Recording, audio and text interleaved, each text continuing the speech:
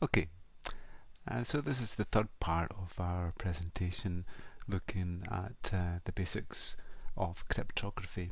So in the previous sections we've looked at some key encryption, some key exchange, and some basic methods such as the encoding that we use. In this part we'll take a slight detour, but we'll look at important areas of identity, passwords, and some biometric methods, and also with multi-factor authentication. So what we should find that it normally takes more than one method, typically not passwords, if we need a highly secure method of identifying a user or a system. Okay, so let's bring back Bob. Okay, and from the previous presentation we've seen that Bob has a public key, it's green, and Bob has a private key. Okay, in the next presentation we'll look at how Bob can use his digital certificate to identify himself, but we'll just draw it just now, and Alice has a public key and a private key. Okay, so the questions that we still have, which won't be quite answered in this presentation but it will be in the next part, is how does really Bob identify himself correctly to Alice? And then, how can Alice tell that the message hasn't been tampered with? So we'll see how the public and private keys are actually used for this. And then finally, how do Bob and Alice distribute the public keys? Okay, so what we'll find is that we need a digital certificate for this. And here is Eve again. Okay, so what we'll see is that we need someone called Trent, and Trent gives us a way that we can distribute public keys. Okay, but in this presentation we're going to look at identity and how we can confirm identity. So what is it that we need to identify? Well, obviously users are one of the key things that we have. Along with users we might also want to identify devices, perhaps the devices that are used to get measurements, or the devices that users use, maybe the laptop or the mobile phone and so on. Okay, so devices are a key thing that we might want to identify. Some situations we identify both the users and the device, others it might just be the device themselves. And the next thing is obviously data. We need to identify that the data is correct, and then we might want to identify our servers that we connect to make sure that we're connecting to the correct servers. So if we log on to Amazon, we need to know that we have an Amazon server and it isn't a spoof one. Okay, so let's draw the authentication process. So for end-to-end authentication, Bob authenticates himself to the end service. Okay, so we get that authentication between Bob himself and also the service. And this is the most secure method of authentication. The other method that we get is what's called, let's just draw it, intermediate authentication. With intermediate authentication, which is more typical, then the device might authenticate itself to the server. Okay, this method suffers in that a spoof person or someone who isn't Bob might be using Bob's device. Also, the service might be a malicious service. So, if possible, it's best to use end-to-end authentication. Okay, so here's the different methods that we can have for our authentication. We have one way, and one way we typically see when we connect to a web server, and one way is where the identity is passed from the server back to the user and the user checks the identity. So this happens you might not know it, but when we connect to HTTPS, FTTPS, then a certificate comes from the certificate and is given to the user. The user checks it and verifies that they trust the signer of the identity. The user doesn't authenticate or identify themselves to the server in one-way authentication. In one-way client authentication, and that's used sometimes in wireless for the user to authenticate or the device to authenticate onto a network. In one way, the certificate is stored on the device, or the user has it, and then that is passed to the server. So it's used in EAP TLS and is used to authenticate the device onto the wireless network. Might be in a highly secure environment where you want to make sure that it's not just a username and password, but it's a digital certificate which it proves the identity of the device. And then the best method is to use mutual authentication, where we authenticate both ways, where the user passes their identity to the server passes their identity back, and then they both mutually authenticate each other. Then within that we can have what's called a challenge, an authentication challenge, where each side will challenge the other to reproduce their identity. Okay, so that's the main methods that we have then.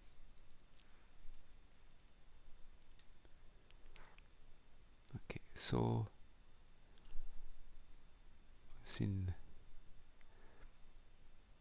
So what is it we identify with? Okay, so here is our chain of the communications. So different devices might use different methods to identify themselves. So a host computer might use a device name, not a very secure method, might use a digital certificate or a passphrase, its MAC addresses, an encryption key, or even its IP address. Obviously IP addresses can be spoofed, device names could be spoofed. Digital certificates a bit more difficult. Passphrases again, bit more credible, but still suffers from an intruder finding out what the passphrase is. MAC addresses aren't great, but encryption keys certainly are a good method to authenticate. Okay, so we might authenticate through an IP address or through a MAC address. Unfortunately, both can be spoofed, so it's no guarantee that an IP address and a MAC address is the same, are correct. For Bob, well, Bob has many different methods that he can use to authenticate himself. Okay, so there is our IP address and a digital certificate. Okay, Bob might use a username and password. He might get his own digital certificate to identify himself. He might have a token card that he keeps that authenticates him. Soft token, a session key, passphrase, and even some biometrics. Okay, so let's fill in some biometrics. This is Bob's eyeball. There's his fingerprint. It's a good method of identifying him. And if we really want to be 100% secure of the identity of Bob, we could take a DNA sample.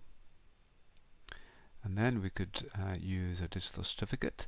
That's what a digital certificate looks like. We'll be looking at this in the next presentation, but that will authenticate Bob. We'll see how that happens. Bob signs something with his private key and then distributes his public key through the certificate and then authenticates him.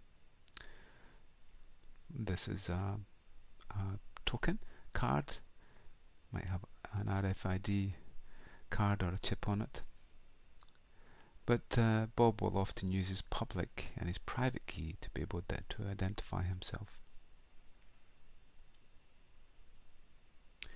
Okay, so one of the key things about authentication is that we typically use one or more factors to authenticate someone. And we can define that 4 different areas. Something you know, something you are, somewhere you are, that's your location, and finally something you have. Okay, so there's the 4 factors of authentication. Something you know, so username and password. Something you are, you have a fingerprint. Somewhere you are is Edinburgh. And something you have, smart card or digital certificate. Okay, so let's fill these in. So there's something you are, that's a handprint. The lines on our hands are quite distinctive. We have obviously fingerprints, and that's something that you have. Your eyeball, your retina and iris are fairly distinctive, so we could do an iris scan. And here we go, we'll draw our retina. Okay, so we can do a retina scan. So the veins on the back of your eyeball are fairly distinctive and don't really change. So something you know might be your mother's maiden name. Unfortunately, these days it's fairly easy for someone to pick off that from the internet. Username and password is obviously something else that is something that you know. We'll have a look at passwords a little bit later on. Some of you are, might be you're in the UK, or you could be in the US, and that could be used, it's used increasingly when we use our banking system, that the e-commerce system will detect where the user actually is. Something you have is your private key, and you might also have a smart card. Just draw a smart card with a chip in it, and that could be something that you carried about that would identify you. Okay, so you can see that in some applications we might want 2 or 3 or even 4 of these things. We might bring them all together. So our identity system might ask for a username and password.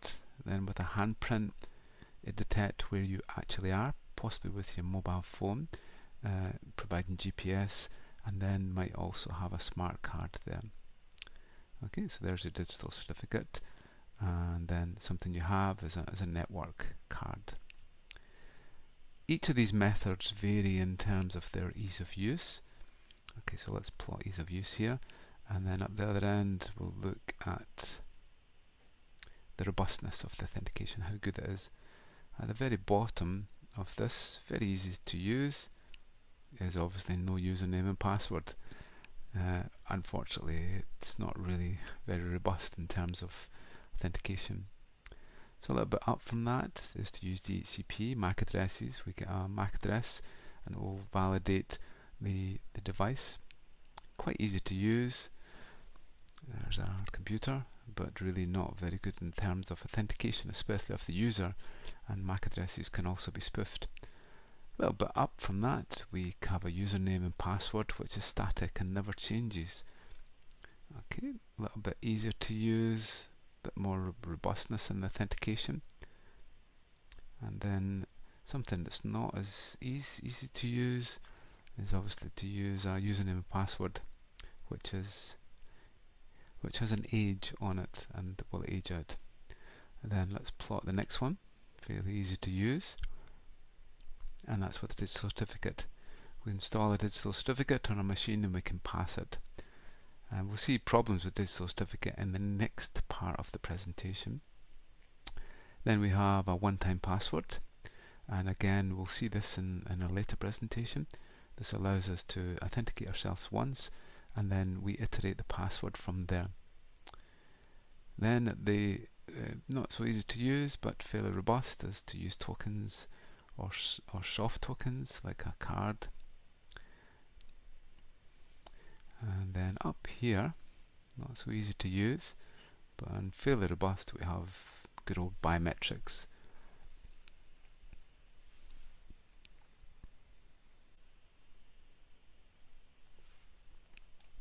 Okay, so let's look first at usernames and passwords, and we'll actually see what problems they actually cause us. It's getting more and more difficult for us to remember all our usernames and passwords, and we'll see a little bit later in one of the presentations some of the newer methods that we can actually use. But first, let's sketch out the Adobe hack. With Adobe hack, 150 million accounts were compromised, and these were the top 10 passwords that were actually used. And we can see that nearly 2 million users actually used a password of 123456. In terms of the ciphertext, it was fairly easy to be able to reverse the ciphertext back into plain text because there was 2 million of these, and it's a fairly common password. So even 12345678 and password Adobe 123, you can see the weakness that some users will use if they're not constrained with a password.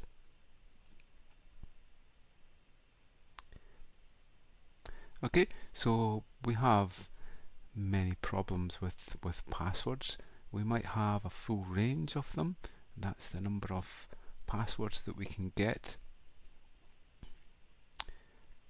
But we typically don't use them all, and many passwords will be guessed within inside an 8192 type space with the words that are typically used for passwords.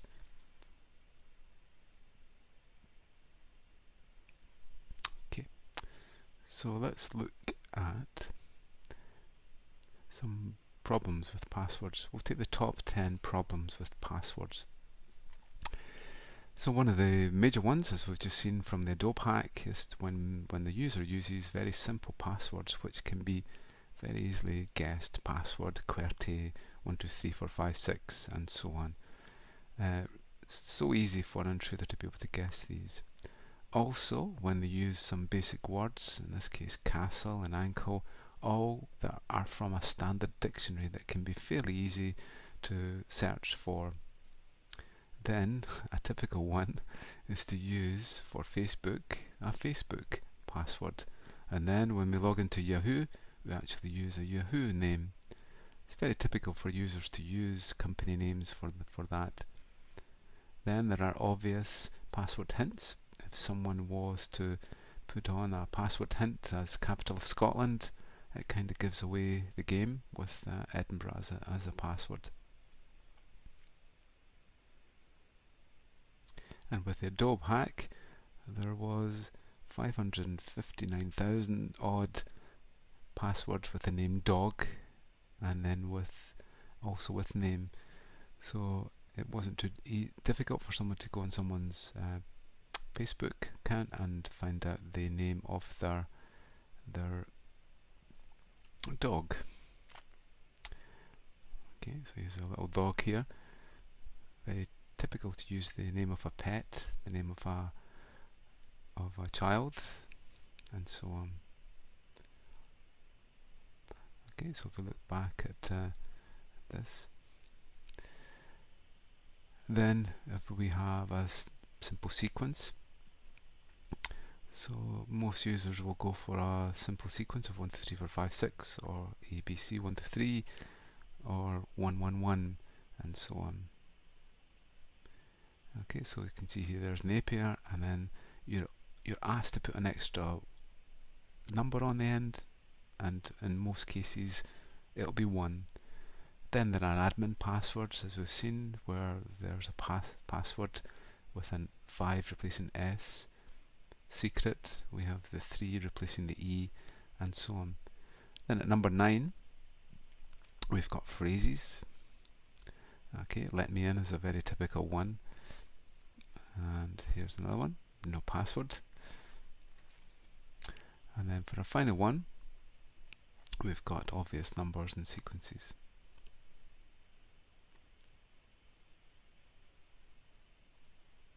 Okay, so in the Adobe hack, 50 million of the passwords were 7 characters or less. 80 million were between 8 and 15 characters, and the rest were more than that. So you can see that very few actually were longer than 15. Anything between 1 and 7 is probably easy to guess. So 50 million passwords were probably fairly easy to find from a rainbow table attack. Okay, so now let's look at newer methods, or more robust methods, and that's around biometrics. Unfortunately, biometrics suffer from a few different things. So we'll cover the problems related to them. So one of the first problems with biometrics is related to the acceptability. And acceptability is all about how acceptable it is to the user to use that method of biometrics. So users typically don't like for their keyboard to be scanned, or it wouldn't be very good in a medical environment to use physical contact. Also, DNA analysis isn't really a very acceptable method for many people, especially taking samples of skin and hair and so on. So acceptability is a key thing. If you want the users to accept it, then you must make sure they will accept it, and there isn't any ethical or moral issues around it. The next issue around biometrics is obviously the distinctiveness of the property that you're looking at. So obviously if we looked at eyeball colour, then that wouldn't be a very good thing, but the iris is a fairly distinctive thing. In terms of fingerprints, our fingerprints are fairly distinctive. So the method that we use really has to be fairly distinctive. Then another issue that we have is to do with permanence, and that's how the characteristics that we're examining will change over time. So it's something like face recognition suffers from the fact that someone can grow a beard or get a haircut or even change their face over some time, and you could have a late night and you could have bags under your eyes and so on. So permanence is a key issue related to biometrics. These are the same person, you can see they look different. Then we have collectability, and that's how easy it is to collect it. So you might be collecting it from a distance with the user's consent or without the user's consent, or that's non-obtrusive, or you might have to intrude them, be obtrusive, and get someone to look into a scanner and so on. So collectability is a key factor inside biometrics. Okay, so there is our 4 issues related to biometrics. We can see here, there we go, there's our fingerprint scanner and our retina scanner. Okay, so we're going to look at a few biometric methods and see how good they are. So one of the most robust is to use DNA analysis. Okay, with DNA analysis we might take a sample of skin or hair, and it's very robust, and it's one of the best methods. It's almost 100% correct, and it would be used in law enforcement type applications. Unfortunately, it's got many legal and moral issues, and other things can be found from the DNA samples, such as medical disorders. Okay, typical times, well, they can be down less than 10 minutes to analyse DNA now. Quite a good method, and it's obviously used in mobile phones now and laptops, is to use fingerprint recognition, because they are fairly distinctive. Typically looking at sweat pores, distance between ridges, rich endings, and so on. Okay, so we can use thermal, optical, tactile, capacitive, or ultrasound, and it's fairly widely accepted and used in many laptops and mobile phones. But unfortunately, the scan can vary over time. That you might have problems related to cracks in the skin or different pressures and so on. And along with this, you wouldn't really use it in a medical application because it requires surface contamination. It could have surface contamination.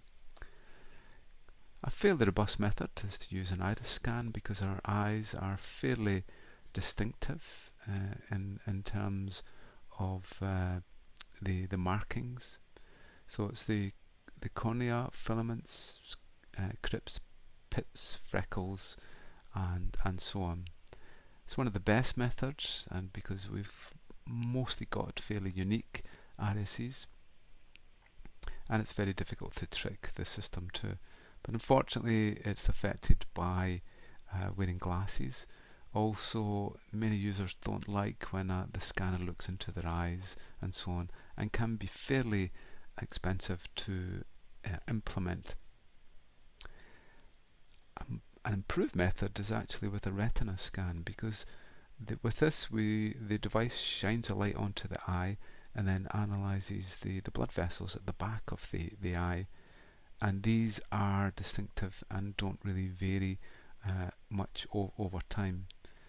And it's what's seen to be one of the best methods of authentication, but unfortunately it might do some sort of damage to the eye and also needs good alignment for the scan. So you need to make sure that the user looks at aligns their eye fairly well into the system.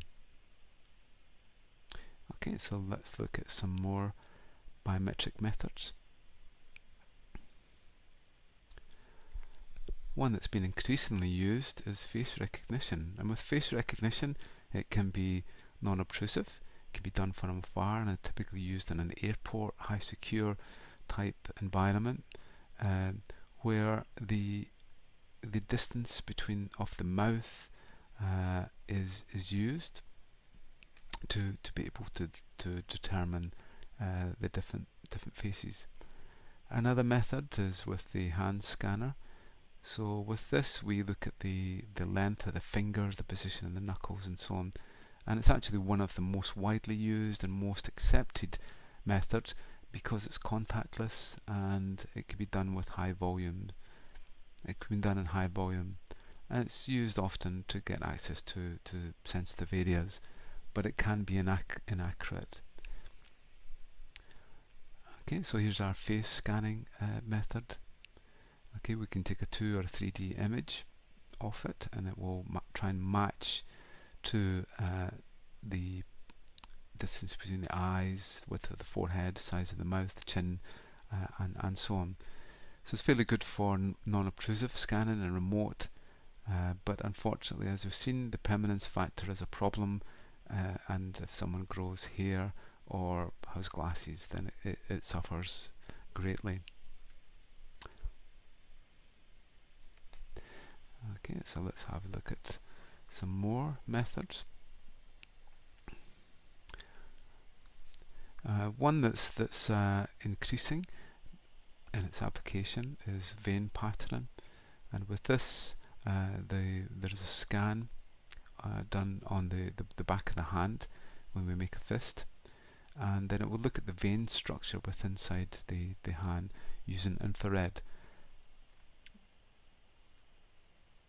And it's also possible with newer machines to use just a finger view, where a user can put their finger into a machine and it will scan it. It's fairly good results for identity checking. It's fairly accurate. So here's a finger one, and some banks have looked at this in terms of ATM scanning instead of using PIN numbers. But the users are fairly well versed with PIN numbers and aren't that keen of putting their finger into a machine to authenticate themselves to their ATM. One that isn't that great is voice recognition, and it's usually looking at the different voice patterns that we actually have.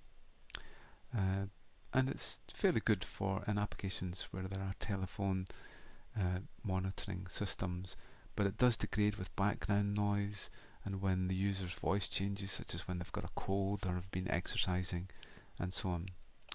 Another one, which is actually fairly accurate, is keystroke analysis.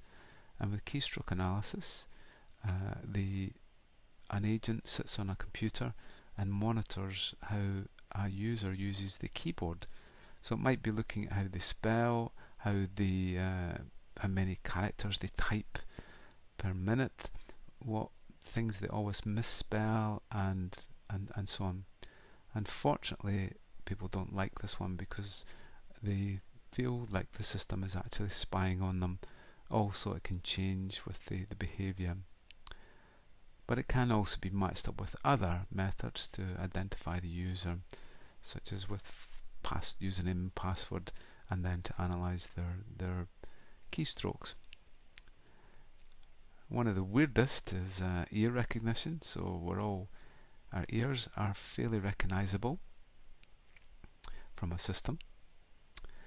It's not really used that much, and surprisingly we could even use body odor, and with body odor we could actually sense someone just by their smell.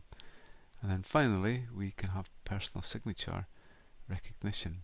Okay, from a legal point of view, personal signature recognition is probably one of the few methods that we've looked at that is actually acceptable in a court, but the credibility is very, very low.